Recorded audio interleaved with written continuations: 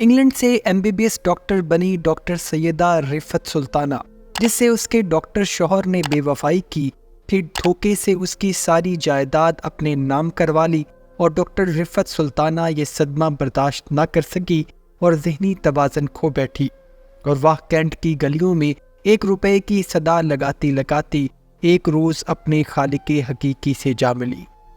اس کے ماں باپ نے کس قدر چاہ سے اسے ڈاکٹر بنایا ہوگا۔ بچوں کے ڈاکٹر بننے سے زیادہ ان کے اچھے نصیب کی دعا کیا کریں۔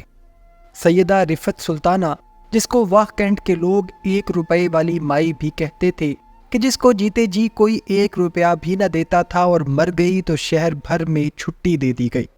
ڈاکٹر سیدہ رفعت سلطانہ کا تعلق ایک پڑھے لکھے کھاتے پیتے گھرانے سے تھا۔ لندن اور جرمنی میں ڈاکٹری کی تعلیم حاصل کرنے کے بعد پاکستان میں آ کر ڈاکٹر کی خدمات کے فرائض سر انجام دیے اور پھر محبت میں پڑ گئیں تو ایک ڈاکٹر سے شادی کر لی۔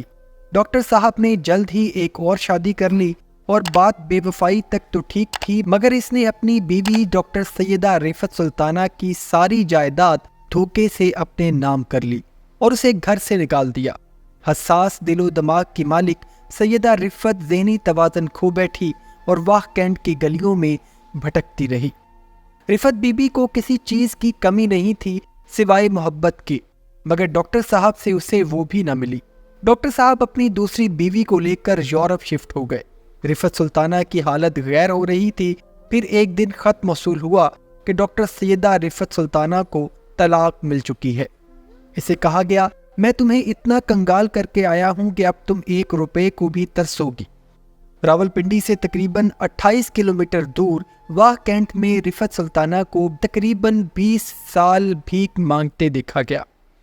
مرحومہ کی ایک ہی صدا ہوتی تھی، 1 روپیہ دے دیں۔ دوسری صدا لگتی، پلیز گیو می 1 روپی۔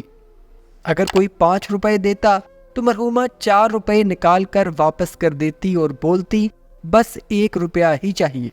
2016 میں ایک دن 1 روپے والی مائی انتقال کر گئی۔ اس کے غم میں شہر کے سکولز کو چھٹی دے دی گئی اور دکانیں بند کر دی گئی۔